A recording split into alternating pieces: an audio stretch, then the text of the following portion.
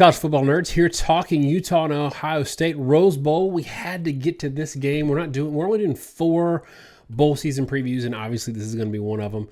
A little bit of homework for y'all, as we do every video. In the comments, give us your score prediction. And we're telling everybody during this bowl season, if you want to help this channel out, help us grow, help us reach other people, share this video where you talk about football. It'll help us out a ton. That means 11 Warriors. That means Facebook. That means forums. Wherever you talk about sports, if you like what we're talking about, share us. That'll help us out a ton. All right, Josh. So, Ohio State obviously disappointed coming into this game. They had national championship aspirations. But it's interesting because we were talking before this whole thing kicked off that maybe they'd be deflated. Maybe they would be disinterested coming into this game. But if you think back, I think they played Notre Dame in the Rose Bowl one year. They played Washington, a good underrated Washington team a few years ago, and handled their business there. So it seems like Ohio State comes into this game a little bit more motivated than maybe they would be expected to. And it's because it's the Rose Bowl. And of all the teams out there that might be a little bit disappointed because they didn't hit the stars and landed on the moon, the Rose Bowl is basically the one that's the best prize in the postseason. I think that's reflected by the fact, at least up until this point, we don't have any opt-outs. So I just wanted to touch on that a little bit for those that maybe aren't Ohio State fans or aren't Utah fans that are watching this thinking that maybe Ohio State's going to come in and not care about this game. They're totally going to care about this game. Josh, I got a question for you. We've talked all year about how conference isolation is a problem and what external data points we have need to matter. And we keep saying Arkansas beat the crap out of Texas. Texas lost by 1 score to the top 3 teams in the Big 12. That's got to matter. Some of these other data points got to matter. But with Ohio State, maybe subconsciously or implicitly, we've all sort of just tossed that Oregon data point aside and we've forgotten about it like it didn't happen. And it doesn't matter because that was the Ohio State team of the first 3 weeks of the season, not the Ohio State team we got down the stretch or throughout the middle of the season. Josh, is it fair that, especially when we got a Utah team coming in who beat the brakes off of Oregon twice, is it fair when talking about this matchup that we just forget about that data point like it never happened? Or do we need to keep that data point influencing our decision-making process when we predict this game? Even I really want to throw it aside, and I'm not sure why, because something we talk about a lot is when you say about those games mattering, they matter from a statistical standpoint. They matter from a comparative standpoint, because you only get a few games a year where you get any idea what it means for a conference to play itself, right? And with the way that schedules are constructed now, particularly in the Big Ten, where you're only playing 3 out-of-conference games, not everybody even plays a P5 out-of-conference. Those games are your only barometer. Because when the teams play each other, you're always going to go 500 in conference play. As a conference, you will go 500 against yourself. And you distribute them a little higher, a little lower. Maybe your statistics on offense aren't as good. And does it mean because your offenses are bad, or does it mean all the defenses are good in conference? It's impossible to say. I mean, it's like trying to judge a team based off its spring game, just drawn out over 9 weeks of spring games. So you have to take a lot from those out-of-conference games. But for some reason, with that Ohio State-Oregon game, we don't want to do it. And I don't know if it's because Ohio State had over 600 yards. I mean, they outgained Oregon by over 100 yards in that game. 28 points and 600 yards. Maybe we all feel like it's a fluke. We know Ohio State wasn't playing great football early in the year. They didn't look good against Minnesota, who ended up not being a great team in the Big Ten. I think it's fair to say when Trevion Henderson got really integrated in the offense, when C.J. Stroud got his legs under him, they were at least a much better team offensively. And most advanced metrics, they are a great team offensively, or FEI, they're the number 1 offense, and by a considerable margin. I mean, the gap between them and Alabama, who's the number 2, is, I mean, I'm trying to look through here, but it's like, something like the same gap between Alabama and, like Utah, who's actually coincidentally number 8. We'll get to that in a minute. So I think it should matter. I think there's reasons why it doesn't. It was early in the season, and there's a lot of reasons to say Ohio State is a better team. But this is why I think this is maybe a sneakily close game. Ohio State did struggle with good run games early. And then you know what? They struggled with a good run game in the last game of the season. And it's something we talk about all the time. People are really quick to say the warts team has, well, they're all gone. We fixed them. We fixed the problem. And short of something like an injured quarterback or a major multiple injury situation, I have tended to find teams that have a major deficiency, they get better and get worse. It's usually either inconsistency or it's a matter of competition. Because more often than not, those major warts don't really completely ever go away. And it's interesting because Utah is one of those teams who didn't look good at the beginning of the year. And a lot of times we've said this about Ohio State this year and in years past, in that, well, it looks like they've really hit their stride after struggling early, but it's because they played some really bad competition, and then the warts showed up later when they played better teams. Utah lost their games against maybe not great competition early in the year, and then beat better competition at the end of the year. So there maybe is something to the fact that Utah is rounding into form and peaking at the right time. What's tough for me, though, and this is why this might be a little bit more of a stats-heavy discussion than normal, before we get in the model, I want to contextualize, because we talk how conference isolation makes it so hard to model. Because all these conferences play most of their data and most of their games within conference against one another, and there's getting fewer and fewer external data points against Power 5 competition. So we've got an Ohio State team that played no P5 teams out of conference, and then played within a conference that, surprisingly, the Pac-12 does not throw the ball very well.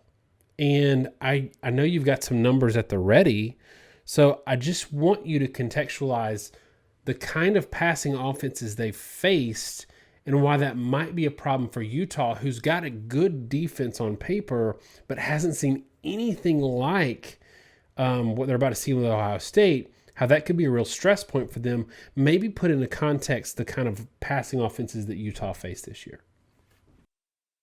Yeah, and then, by the way, he meant Utah hasn't played a P5 out of conference. They played Weber State, BYU, and San Diego State. Weber State was an FCS, and they lost to BYU and San Diego State.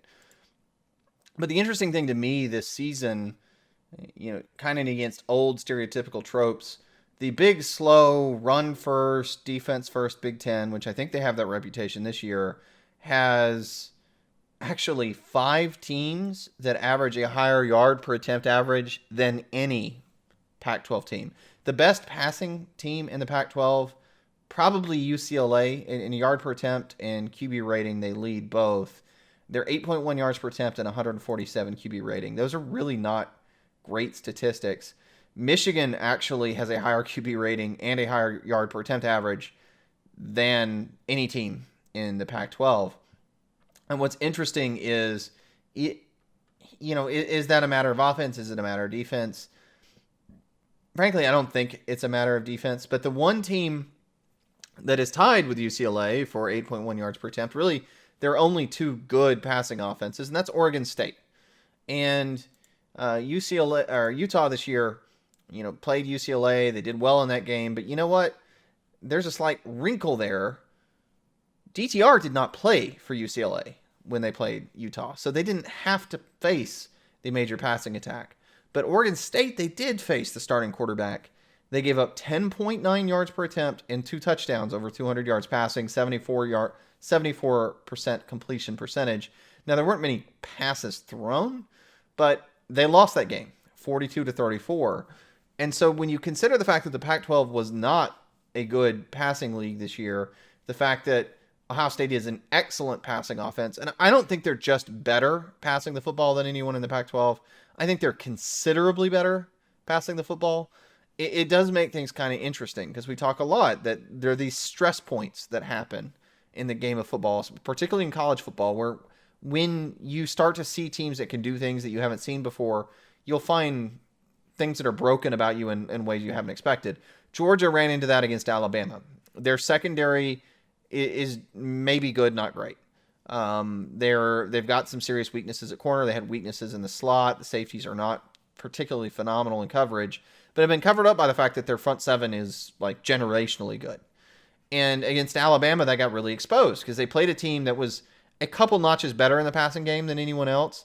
And all of a sudden, they kind of hit that point where things just kind of started breaking, where the guys got just a little bit more separation, and the ball got out just a little bit faster because the quarterback was a lot better. And all of a sudden, plays that would have been sacks become 60-yard touchdowns. And does that happen to Utah? I don't know. I think Utah has a really good defense, but it certainly presents stressors that we haven't seen. The flip side is the point I made before. Utah is a great, powerful run team. And Ohio State is a team that struggled with a run all year. And maybe this is a good time to get in the model, but this is the thing I'm going to throw out. This is a 6.5-point spread in Ohio State's favor. I think maybe that's lower than some people anticipate. And I'm going to throw it out there. It's really because this isn't a phenomenal matchup for Ohio State. And this is a game that really could see a lot of points, in my opinion. Yeah, why don't you go ahead and get into the model and break it down for us? So this model has this game actually tilted slightly to Utah, 33-32. Utah is expected to have 5.8 yards per play, Ohio State 6.3. The big key here is if you can look at the defensive numbers and feel like they're pretty good.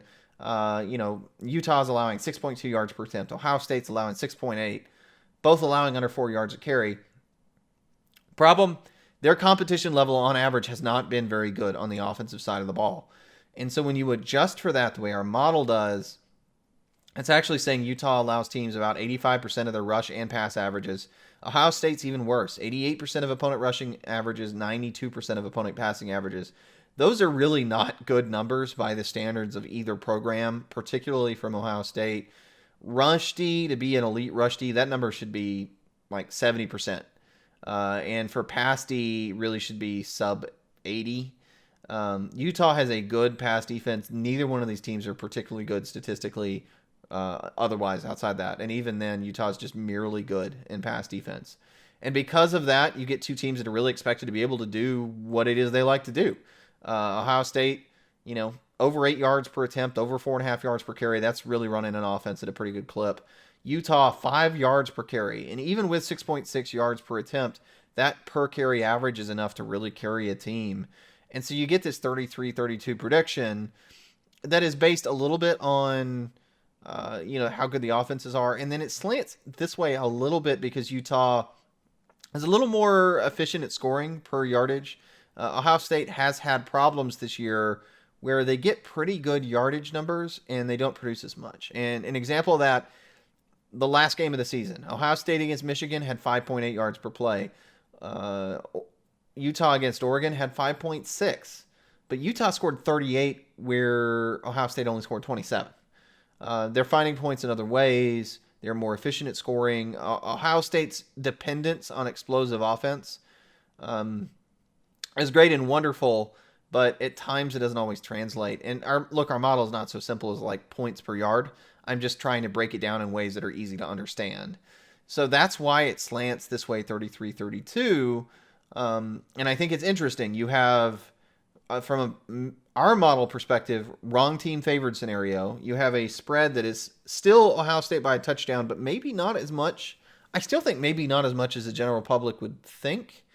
Now, I think a lot of that is the respect for the Big Ten versus the Pac-12. Our model does not and cannot adjust for conference differences, particularly when they're this isolated. If I tried to make the model key entirely like off the Ohio State-Oregon result, the game of football is way too variable for that. So you're kind of almost just throwing a random dice roll and weighing everything off a dice roll. It doesn't really work. So you can't really model these bowl games very effectively. No one can, and if they say they can, it's luck. None of us know. You have to use the eye test, and I think that's where Vegas is coming from. But I do think it's interesting from a metrics and model perspective. This is a wrong team favored situation. Either the Big Ten is entirely overrated this year, or it's going to prove out that they are not in this game. We've got two really good games, really, the Michigan and Georgia game as well.